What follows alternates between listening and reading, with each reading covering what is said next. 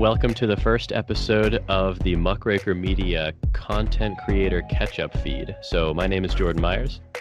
My name is Thomas Thompson, and that was a mouthful, man. That was. I didn't know exactly what I was going to say there, I'll be honest with you. But Tom and myself are the founders of Muckraker Media, and for this first episode, we're going to do a series of things. But first, we wanted to just to kind of go over like the story of how Muckraker Media got its first legs and got off the ground running. Then we're basically going to talk about each of our shows, and after that, I will play some clips with some of our other creators that I did. So, I think like a history of Muckraker Media is almost a history of our shows. Because this really wouldn't have happened if we didn't meet each other originally. So I have a podcast called Dirty History. And the guy I was working with at the time, Woodrow, and we went around Pittsburgh and we started putting posters up everywhere. And you found one of our posters, right? And you gave me a call. In a bar, yeah. Yeah, and then we did a podcast together, and then we did another one after that, and another one after that. And I remember I called you one afternoon. I was like, hey, man, you got some time to talk? And I was like, I got kind of an idea, and then we really just hashed out we just flew for like, what was it, an hour 45, 2 hours? We talked for hours, about just this whole idea. Now it has changed since that first phone call, because originally we had the idea of it just being a podcast network. And that has drastically changed to kind of a content network, and now it's an educational nonprofit. And I guess we should kind of like tell what's the goal, what's the purpose of the organization. Yeah, we should start. Yeah, so I started with like essentially, I always say our goal is to open source educational material across new media platforms. And then my next question is, well, what does that mean? And I always think about it in the following terms. Currently, my podcast has about like 63,000 listeners, right? Give or take at different times.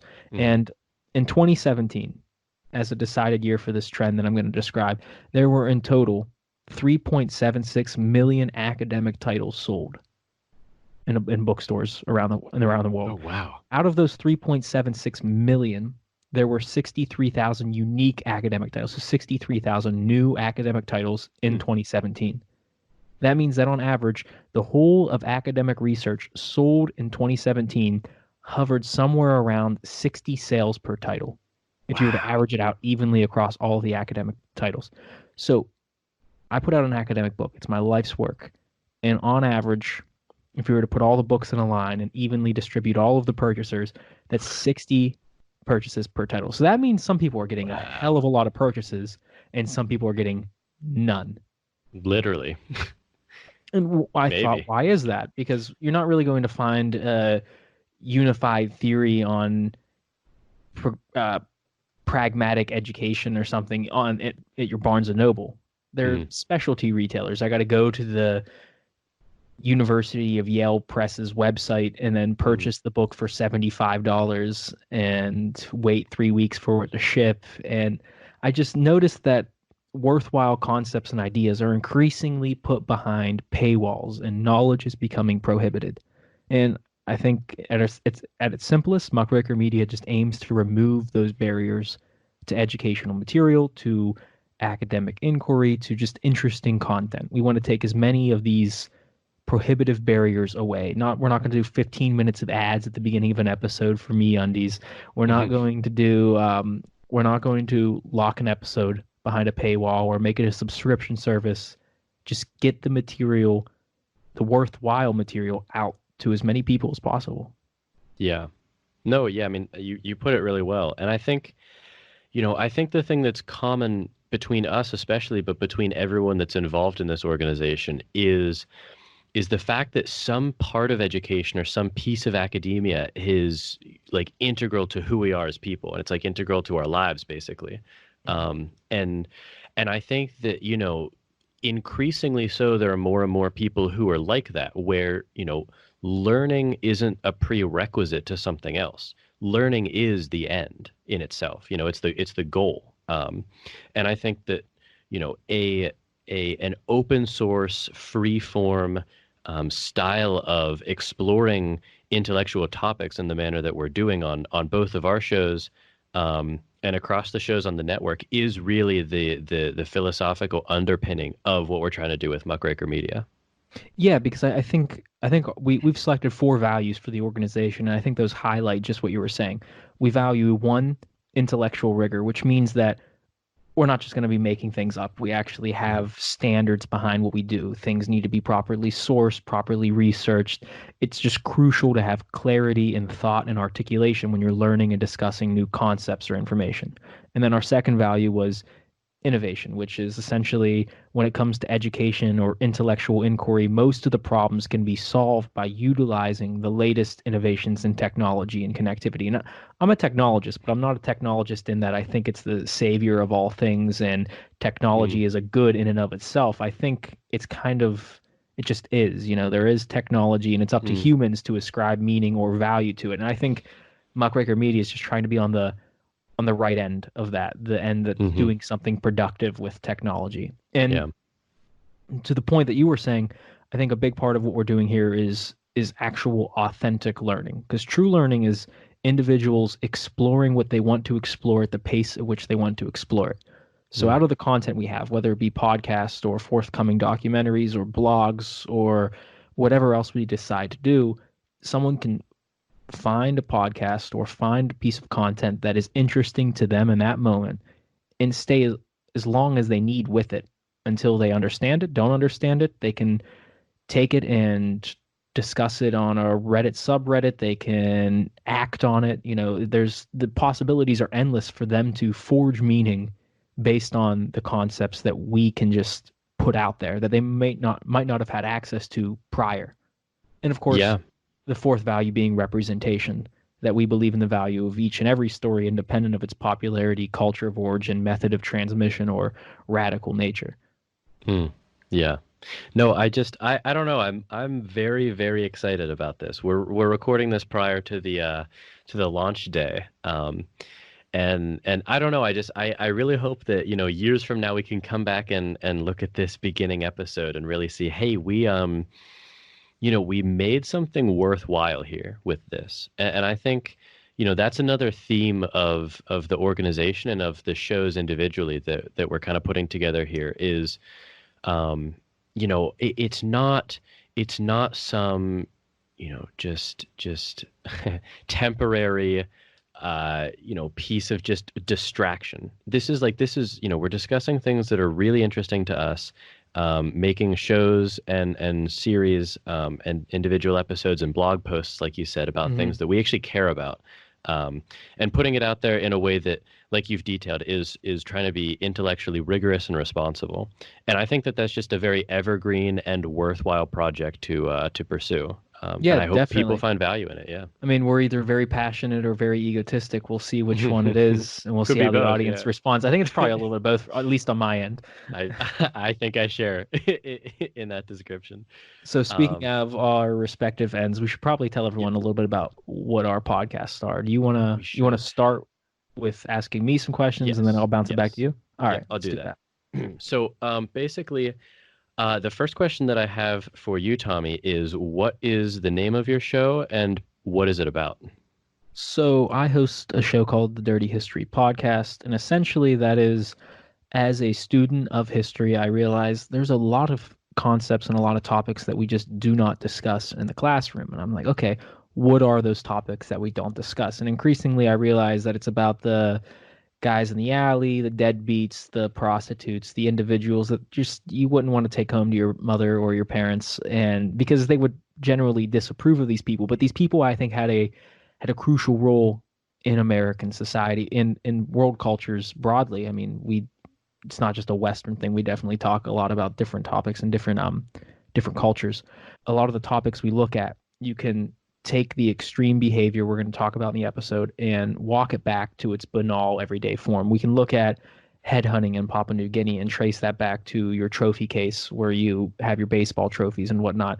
There's clear pathways you could walk and you can deconstruct things that we say are normal and you can walk it all the way back to its very extreme form. So that's the general idea of dirty history. It's the name's kind of self-explanatory. It's history, but it's dirty stuff that you're not going to talk about in the classroom. It's not sensationalized like it often is in, on a blog post. You see like top 5 things you never knew about slaughterhouses. We're not doing that kind of thing. We're trying to bring some rigor to things that were typically fetishized or sensationalized. That's the show. Yeah. And so like how did you have the idea to start doing that specifically, both in topic and like how did you decide that it should be a podcast?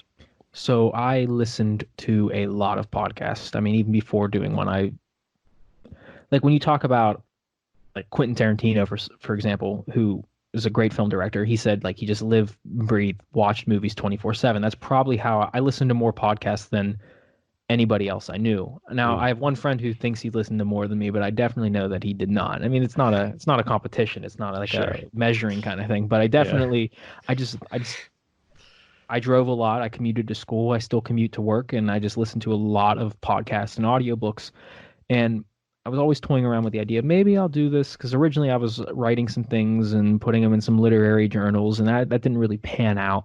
And I was like, well, what else could I do? I want to do something. I don't want to just sit around and play video games, as fun as that would be. I was like, well, I don't know what I would do. So I kind of just shelved that whole idea. And then I realized, I was like, I'm Googling a lot of things that I wish they talked about in school. I'm reading different articles. Like, why aren't it would just be one thing that's tangentially mentioned in class. And I was like, oh yeah, and sometimes guys would fall into the lard pits at slaughterhouses and their bones would be shipped out as like cans of grease for restaurants. I'm like, oh, okay, yeah. Why aren't we talking more about that? That's way more interesting than the whatever we're discussing right now. And it was reading a book that really put me over the edge. I got recommended a book. It was The Renegade History of the United States by a guy named Thaddeus Russell. Now, I might not necessarily agree with everything he says in the book and some of his takes, but I was like, he is thinking about history from the gutter up, as he describes it. I'm like, and that's how I guess I've been thinking about it. Now, I wouldn't go as far as he does in some things, and I take different turns and a few different perspectives, and I use some different influences than he does, but that was really the impetus for the podcast. I read a book called The Renegade History of the United States. I listened to a lot of podcasts, and I said, I'm doing a lot of this independent research already. Let's marry the two, and maybe other people would enjoy it, and so far they have. So far, I've also gotten some shit for some of the things I've done, but what are you gonna do, right? Yep. There's always hills and valleys with that. Yes, peaks and valleys, indeed. So, tell people how basically like your episodes are formatted. Are they solo episodes? Are they discussion? What sort of length do you do? How produced are they?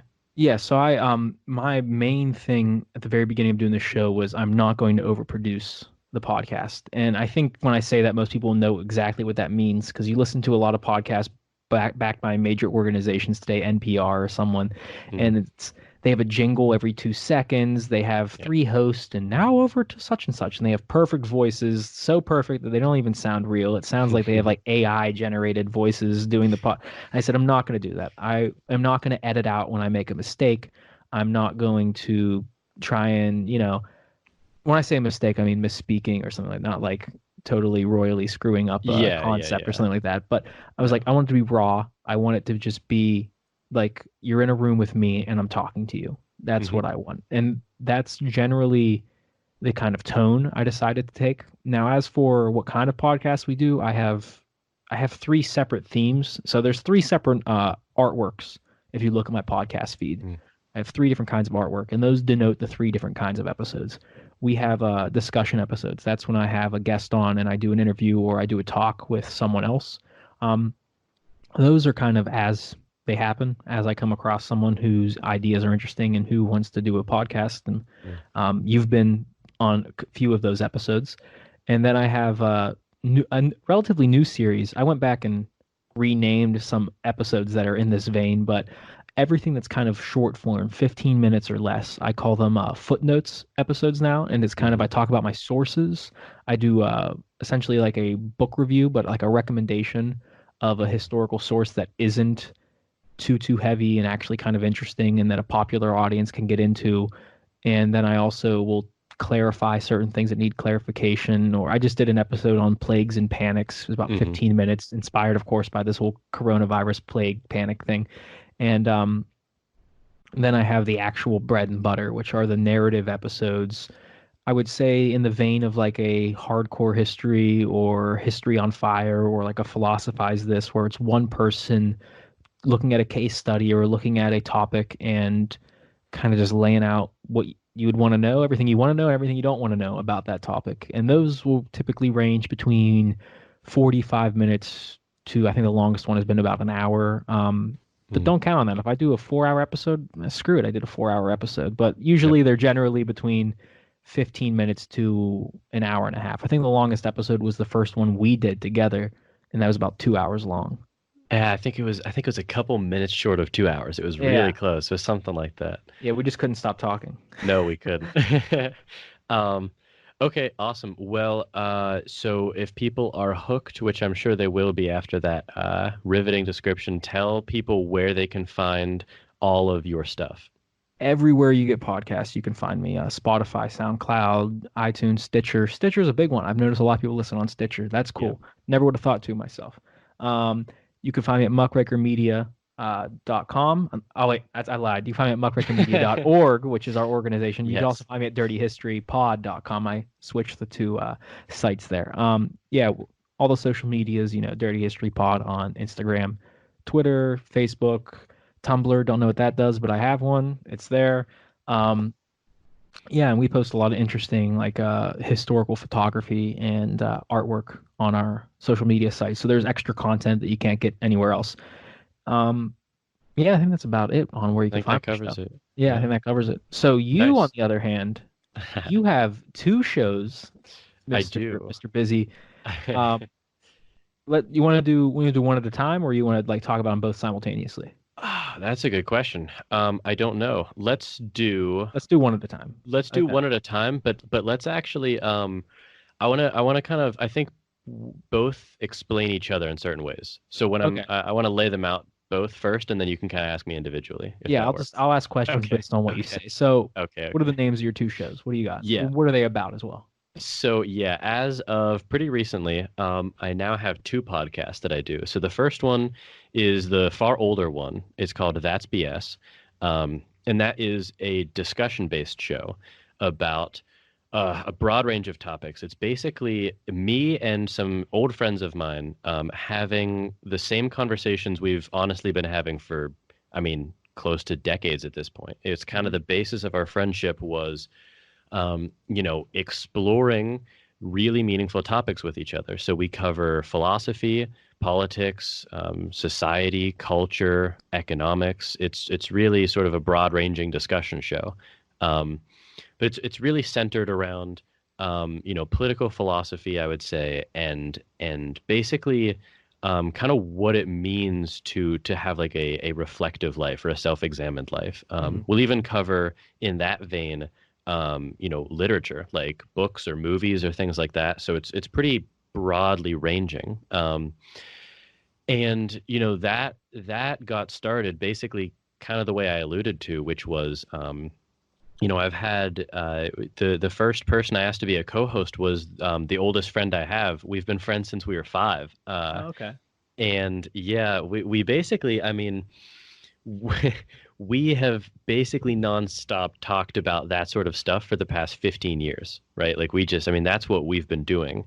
And, we would have these long phone calls all the time about just things in the news or like a philosophy article I had read or, a ton of things like that. Mhm. And we decided, wow, we're producing podcasts every week, basically just over the phone. Why don't we just record them and then publish them? Yeah, yeah. So that's basically what we did. And I think that's why we were so easily able to jump into it because, like you said, we don't really cut anything. It's very raw. It's just us talking to each other. And you get to hear us basically thinking through things out loud with each other. Yeah. Um, so it's a very free form and sometimes topical show in that way. And that leads me to the other show, which is kind of its juxtaposition, I guess, which is Plato's Cave, and that's an allegory to the allegory of Plato's Cave. But basically, that is my more rigorous, more serious philosophy podcast. So it only deals in things philosophical, And that sort of blossomed out of the fact that I think I had been basically trying to squeeze two different shows into one show with That's BS. I had been doing these discussion shows, but every once in a while I would have on someone with a philosophical background, or I would even do solo episodes like you were talking about, where I would have this paper that, I just couldn't get out of my head, or I'd been reading recently and it was really interesting, and I would do like a 20-minute to 30-minute solo episode on it. And it seemed like, they worked for a while. I think I've been doing That's BS for close to 2 years at this point. But I think that they were sort of, they wanted to be naturally two different shows, and I was sort of forcing them to be one show. And so a couple weeks ago, I made the decision to formally split them. So basically, Plato's Cave is based on interviews with philosophers, professors, writers, authors, just great thinkers, people like that. And it's split between that and then me doing solo episodes on papers that I read in undergraduate study or that I'm reading now in preparation for applying to grad schools, which is another reason why the podcast started. Is basically you're kind of witnessing me speak to people I want to be more like, which is to say a philosophy professor. So that is the story behind both of those. That was long-winded. Yeah, but so Plato's Cave seems to be like an evolution of That's BS, not in terms of quality, but in terms of like you are evolving, you're becoming a different person as you grow, and you felt that this kind of suited your needs better, right? Yeah, no, it's a good way to put it. I think it's sort of like the if you want to imagine it, like out of my head is pouring a bunch of stuff, and I kind of view Plato's Cave as a strainer. It captures the best stuff, or at least the most specific things to philosophy. And everything else that I'm thinking about or interested in falls into the bin of That's BS. So I don't really view one show as sort of like above the other, but like you said, Plato's Cave is really a distillation of a very specific and very focused set of topics, and That's BS is more broad. Yeah, because I mean, talking politics and economics and literature, it's all related to. You can relate it to philosophy, and you could look at it through a philosophical lens. But you wanted a show where you could specifically focus on philosophy, and that's Plato's Cave, right? Exactly. Yeah, and you won't. I was just going to add, like, if you're not looking to get any philosophy, then That's BS really isn't for you either, because there is, like you mentioned, it's intertwined with philosophy. It's just applied, really. Yeah, applied philosophy. So where did so you said That's BS evolved out of phone calls with your friends. Was there anything else there? Was there an embarrassing first foray into the media game that it kind of evolved out of? Because I know Dirty History, we had a really bad book review channel that evolved out of that. Really? It's buried on YouTube. There's only one episode. I don't want anyone to find it. I didn't know that. It's really bad. That's amazing. Did you have any kind of first foray into the game where you're like, you know what? We've evolved from that. That's BS now. Let's not remember the past. I do, actually. I do. I initially, so I had, and here's the thing is, I loved this book and I still do. And actually I got to, I mean, this was a really circle completing moment for me, is I got to interview the author of this book. His name's Peter Boghossian. I think he's a New York Times bestselling author at this point. He wrote How to Have Impossible Conversations with James Lindsay, who I also had on the show. And Peter Boghossian's first book was called A Manual for Creating Atheists. It's a phenomenal book. I really recommend people read it. But it's a book about applied epistemology, basically. And that's a fancy term for figuring out how you know the things you know. So it's not really focused on your beliefs. It's focused on how you arrive at those beliefs. And so there is this practice that he details in the book called street epistemology. And it's basically where you, kind of like it sounds, you go around on the street having short conversations with people about their epistemologies on different things. And I actually did that for about a little under a year. I don't think I ever got to a year of it. But so that was about 3 years ago, 3.5 years ago, I started doing that. And I wouldn't say it was embarrassing or a face plant in any way, Hmm. because it's that actually was kind of the beginning of my subscriber base that I then transitioned to That's BS with. Yeah. But it wasn't a sustainable practice for me. I don't think it's not a worthwhile endeavor, and there's a lot of people that do it. I think the most well-known street epistemologist is Anthony Magnabosco.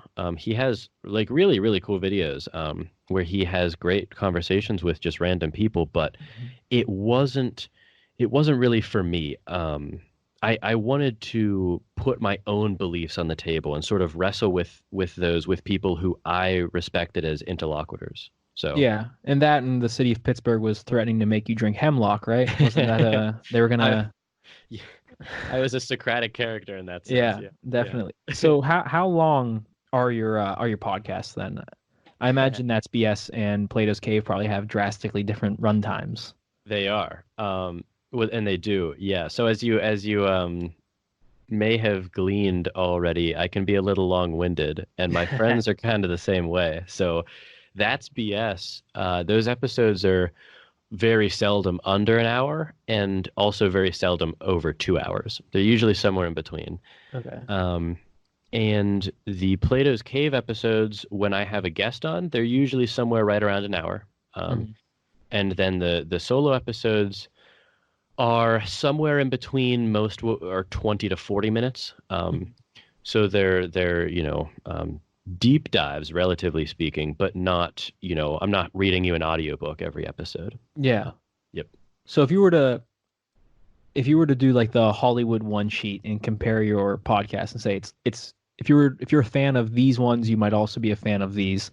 What would you compare Plato's Cave to relatively? Of course, it's Mm. different, but Yeah. I would say it mirrors Philosophize This in a lot of ways, and I was very inspired by Stephen West in that show. I love him and what he's doing there. And I would also say it probably mirrors, I would say Very Bad Wizards, which is another philosophy podcast that I love. I've listened to every episode of that multiple times. I haven't listened to that one. I'll check it out. It's really good. It's the same kind of, it's niche also, kind Hmm. of like Plato's Cave is, but instead of, they have two hosts, I only have myself, obviously, but Hmm. in the sense that they will sometimes bring on guests that are philosophers or writers or thinkers, and sort of pick their brains for over an hour. So Okay. that's basically what I would compare the show to for Plato's Cave. And how about That's BS? Um, I would compare that to, that's a good question. Because I think it's pretty unique. Like I haven't really. I mean, there's like the Yeah. Partially Examined Life, which has a panel, but Mhm. they do like a specific philosophical work. You guys are talking topics, current events, politics, economics. It's Yeah, very yeah. varied. It's very W- it's varied. it's very varied. Yeah. Yeah. We really, I mean, it was a very naturally born project, and it really has evolved. We've gotten more comfortable speaking into a microphone Mhm. and knowing that like our thoughts are going to be broadcasted, we have increasingly moved away from sort of like a schedule of the podcast, in the sense of like within a podcast, not between. So we used to have, when we started, a bunch of notes, and everyone kind of knew what they were going to talk about at different times and stuff, and we've abandoned that totally. I mean, we'll Mhm. prepare for Yeah. an episode. We'll all watch the same movie or read the article or whatever, but we start the Skype call and no one knows what the other person's going to say, until we all start. So in that sense, maybe it's sort of, I mean, this is a daring comparison, but a little bit like the Joe Rogan experience in that sense. Hmm. If he did it with the same four other guys every time. Yeah, like those sober October episodes where you had the Yes. same. Yeah. So you're sober Yep. October, but with philosophy. It's There we yeah, go. it's basically a high-minded sober October. Yep. Yeah, no, I don't understand what it is with people. They really don't like to.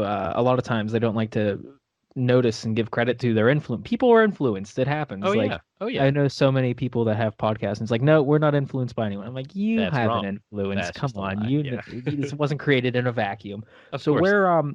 where could you find That's BS in Plato's Cave if someone's interested? That is a great question. because I get the links wrong all the time, I'm going to pull them up and just read you them directly.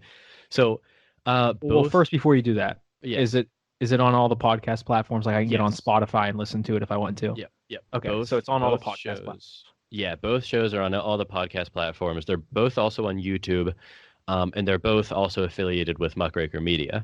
So you can find That's BS on YouTube if you just search for That's BS. Same goes for Plato's Cave.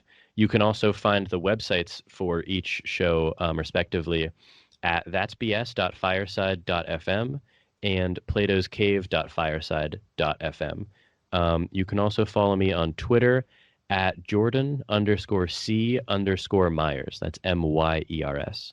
And that is sort of just an overarching profile that I use to talk about both shows. So So if you're a fan of both, follow you on Twitter so you can get updates on everything. yes, or even if you're only a fan of one, still follow me Yeah, on yeah. Twitter. Follow on Twitter Yep. if you're just a fan of one. And also, you can find the shows once we launch. You can find Distillation, some shows, the best of, the greatest hits on muckrakermedia.org. Yep, exactly.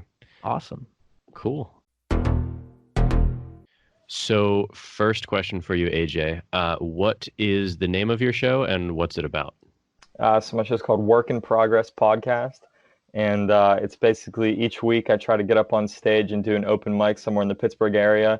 And then I record it, like with my phone, and I just put it up on the screen and I just watch it back. And I basically talk about it and, kind of just give it a little, give a recap on it and try to learn a thing or two about it. Mm-hmm. And your shows are they all structured the same where you'll play the set first, like the audio from the set, and then you'll sort of decompose it and analyze it? Yeah. In the first few episodes, I started doing it like I would play the whole set and then I would break it down like line by line, but that got to be just way too long. So I just play the set in full and then I just talk about it for like another 20 minutes or so. Mm-hmm. I think it's a really cool format, and I'm not honestly familiar with any other show that has that. Are you aware of anything like that? No, and that's kind of why I wanted to get into it, because I love listening to other stand-up comedians on their podcasts. And my favorite part is anytime they talk about, old stories of them doing open mics or things that they learn while doing open mics, or anytime that they can just kind of dissect anything about performing. And I was like, well, I want to start doing comedy, and I figure it's going to be a while before I get good at it to the point where I feel comfortable like posting clips on Instagram and things like that. So this is kind of a way for me to just get content while I'm kind of working at the skill and craft of stand-up comedy. Mm-hmm. Yeah, it's really cool because it's sort of like it's killing two birds with one stone in the sense that like you get to practice your stand-up, and then you also get to do what I would assume most comedians do, which is like go back over their sets. But you actually get to make like a piece of content out of that, which is pretty cool. Yeah. Were there any comedians or any just like creators generally that gave you inspiration for the show? For the show, I mean, I listen to Bill Burr a lot. I love his podcast, and he often talks about, his like when he was coming up in comedy, and he's one. I just comedians in general that I like. Him, John Mulaney, Chris D'Elia, Theo Vaughn. There's a bunch that I know I'm forgetting, but yeah, there wasn't like anyone specifically for the inspiration for the show. Just more comedians that inspire me in general. Mm-hmm. So how long exactly have you been doing stand-up? I started in 2020. I started this year. I did one set last year in 2019, but then I like finally kind of committed to it this year. Mm-hmm. And I tried to just do it once a week, but with this coronavirus going around, it's kind of putting a fork in my scheduling, Yeah, it's tough to do stand-up when we're not supposed to meet with more than like 10 people in a crowd or something. Right. Yeah. Well, most open mics only have like 4 people, so. Okay. So still possible then. Yeah. Yeah. So what's the do you find that the biggest challenges in doing stand-up are the same challenges when you're trying to do a podcast about the set, or are they different? Different. They're definitely different. Okay.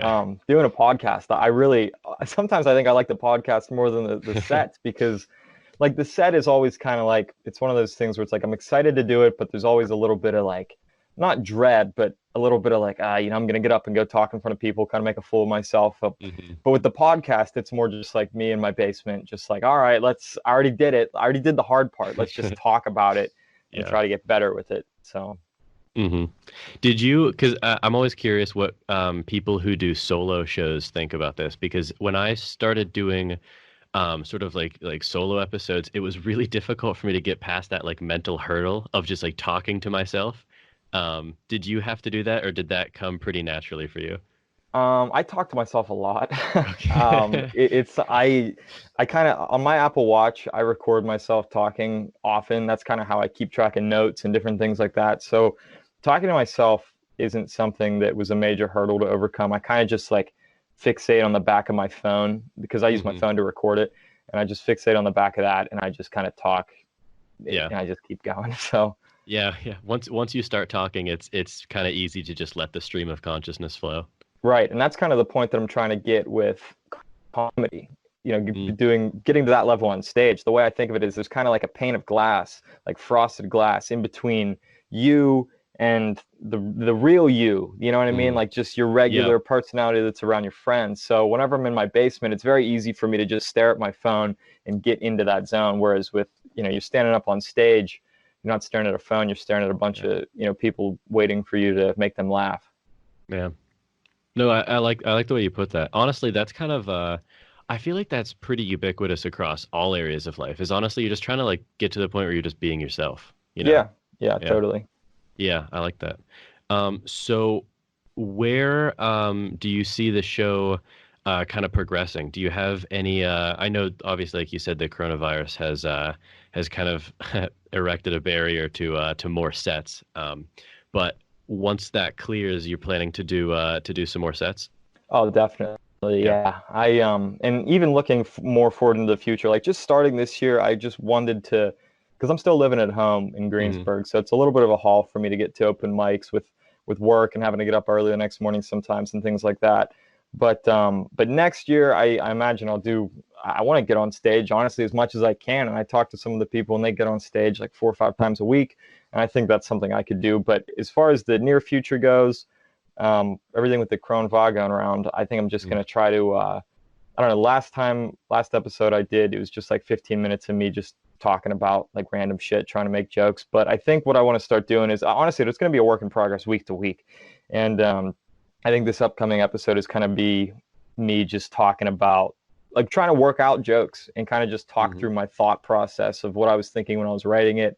And I think that'd be a good way for me to write, verbally, I guess. And also kind of just talk about, how I thought of the jokes and kind of, just get back to the basics of just writing while still being educational. Yeah. Do you ever find you pull a joke from something you said in the podcast?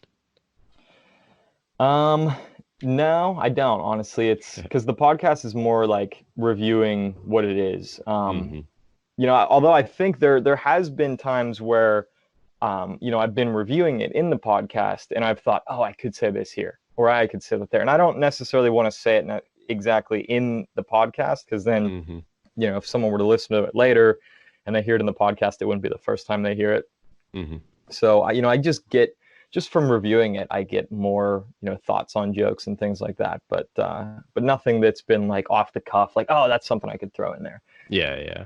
Okay. No, I like it.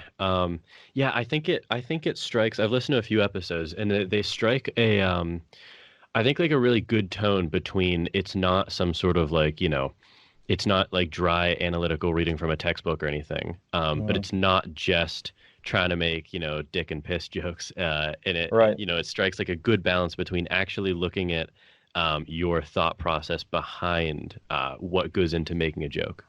Yeah, I thank you. I appreciate you saying that. And I think I try to, I don't necessarily try to be super motivational with it, but also it's a thing where for me, I'm doing something that requires you to fail in front of people.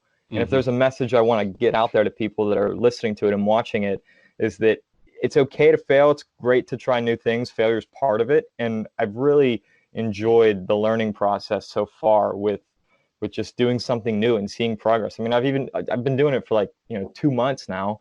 And there's I'm seeing improvements. So that's been really cool for me to see.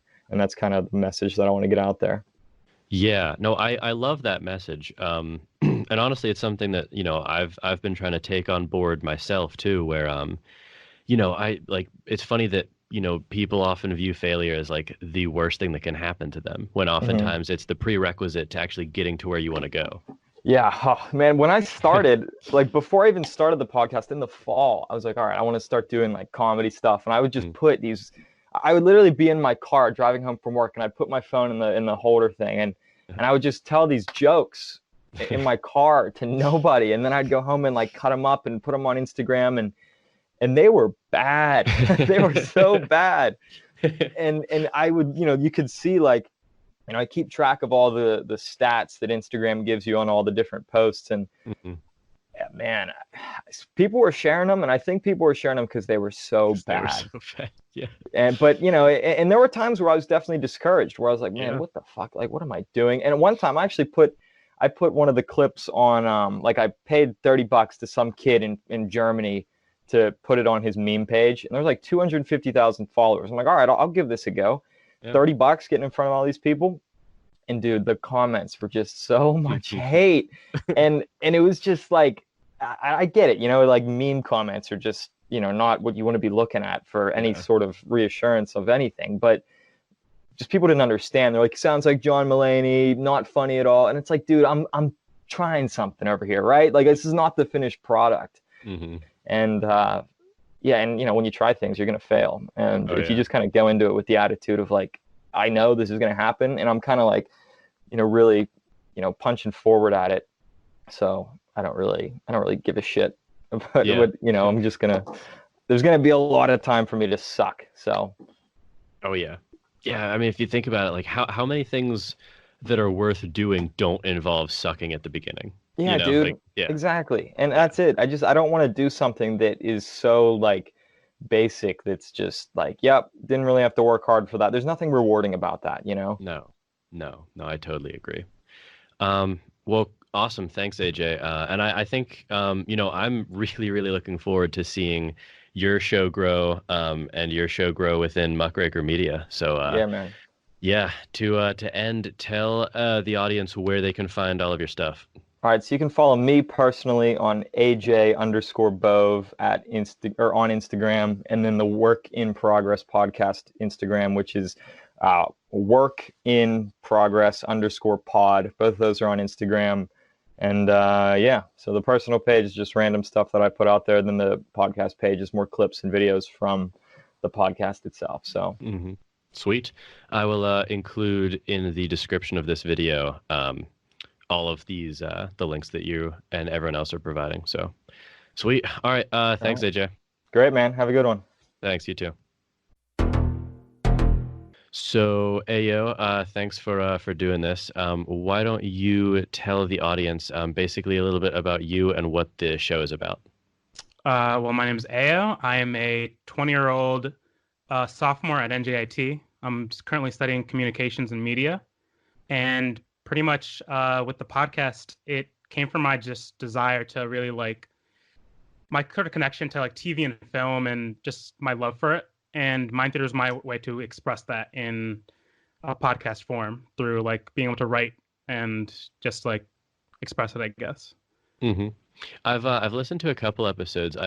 My favorite one so far is the analysis you did of the Black Mirror episode. What was the title of the episode again? It was Nosedive. Yes, Black Mirror on forgetting Netflix. That. Yeah. I loved that one. We actually on one of my shows, That's BS, every once in a while we'll kind of do like a movie or a Black Mirror episode or something similar. But what I admire about your show, and is clearly different than mine, is your tight approach to it. You get in, you analyze it, and you get out. And it's it's very dissimilar to mine in that sense. So how did you come up with the idea to do that?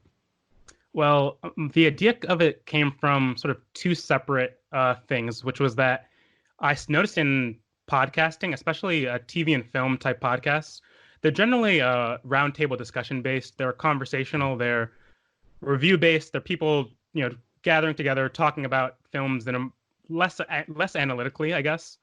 And then it was also me watching and noticing like video essays on YouTube, like, Nerdwriter or Thomas Flight, these big video essay channels who analyze film really deeply, and sort of seeing that divide and seeing that there was nothing like that in podcasting. There was no one really deeply sort of going into and analyzing films in podcasting. There was mostly discussion based. So it was more so me trying to sort of fulfill that need in podcasting and in audio. Mm-hmm. And what's your process like for, walk us through it from selecting a topic or I guess an episode of something to actually figuring out what you're going to say about it? Well, I'm always watching TV and films, whether it be like rewatching old stuff or sort of keeping up to date on like new stuff that's coming out.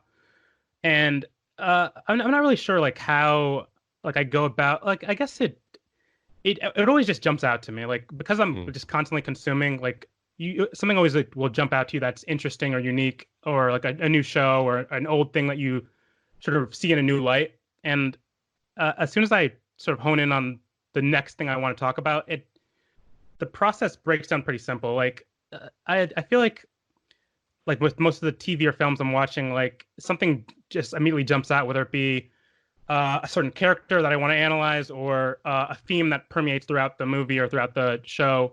And so immediately just penning that down, and I start usually with an outline of just jotting down like, okay, these are the certain topics that sort of coalesce together that make the most sense for a tight contained episode, because you can't really like talk about the entirety of a movie or the entirety of a TV series. It makes more sense, at least in my eyes, to be very specific and be very direct with what exactly I want to talk about on an episode.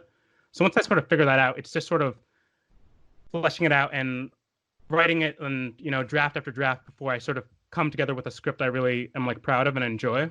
And then that's when I sort of get to the recording process like afterwards. Okay. So is 100% basically of what we're hearing scripted? Yeah, it's scripted, 100%. Okay. Yeah. Cool. Yeah, it's a really nice juxtaposition, I think, your decomposition of films and TV shows compared to mine. Actually, just last night, me and some friends just finished doing an analysis of Citizen Kane. Oh yeah, nice. And I was just in thinking about like talking to you today, I was just struck at how different our work process or methodologies like must be. Our approaches, I guess. Yeah, because I mean for that we all watched the movie and then basically just turned on Skype and started talking. It was super free form. So yeah, that's just to say, I think what you're doing is very special. So what, if anything, gave you like inspiration to start doing this in the way that you're doing it? The way that I'm doing it, like I said, influence from like video essay channels, like Nerdwriter was really like a big inspiration. Sort of noticing like the way I could sort of approach analyzing the film and like sort of the production value also behind it with like the music and like the fading in and using different like clips and stuff like that, and just sort of making a well-rounded show. And I feel like with a medium that's just completely audio, you sort of have to approach it in a different way since there's no like visual component to it. And just sort of understanding, like with video essay channels, they can delve into stuff like camera work and like cinematography much more easier than someone like I can and with the podcast. So just me realizing I have to approach more towards analyzing themes and sort of less visual stuff, more like concrete stuff that could be accessible through audio as well. So it was like, the video essay channels and seeing how to best use the limitations, but also like the best parts of this medium, like audio, to like its advantage in terms of my show. Yeah. It almost forces you to focus on the most, I guess, integral part, which is, you're sort of like cleanly very separating the ideas of the show or the movie from the cinematography, which is interesting. So do you focus mostly on, or are you planning to focus on mostly newer stuff, or are you going back and looking at older movies and TV shows also? It's mostly older stuff. When I initially started putting out episodes, it was always from the perspective of my personal history with that show or personal history with that work. So it was always something that I had known I'd loved from years back when I was like really young, and then trying to enter it again, rewatch it with fresh eyes, and see sort of how my perspective on it changed. Then, as I've moved like sort of forward, I've started analyzing new stuff like as soon as it comes out, and like sort of experimenting with that. But it's mostly stuff that I've already watched and have a sort of a background with before I re-dive into it again and really like analyze it much more like deeper. Mm-hmm. What I kind of like about doing that, and I'm curious if you have the same insight on it. I tend to, when I'm watching a movie with the explicit goal of like discussing it, or in your case, obviously just like writing a script about it and decomposing it. It very much changes the way I watch the show or the movie. And it sort of makes me realize both how much great television there is and how much just downright terrible television there is. Yeah. Definitely. So what are some of your favorite TV shows and movies? I think I really like period pieces. So like stuff set in like the 40s or 50s or 60s. So I think my favorite show I'd say is like Mad Men, maybe. Okay. It's a great show. Yeah, definitely a really great show.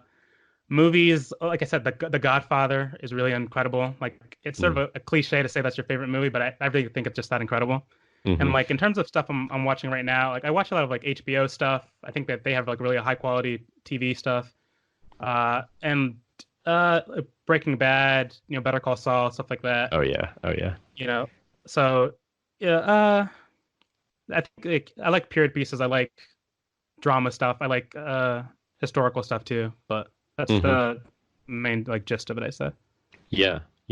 The thing that I really appreciate about both yours and AJ's show is that you're both taking something that doesn't really have to be high-minded, and you are bringing that tone to it. Like you can just, someone can just, it's probably how most people do watch TV is you just sit down and you just kind of let your jaw go slack and you watch it, and when it's over, Yeah.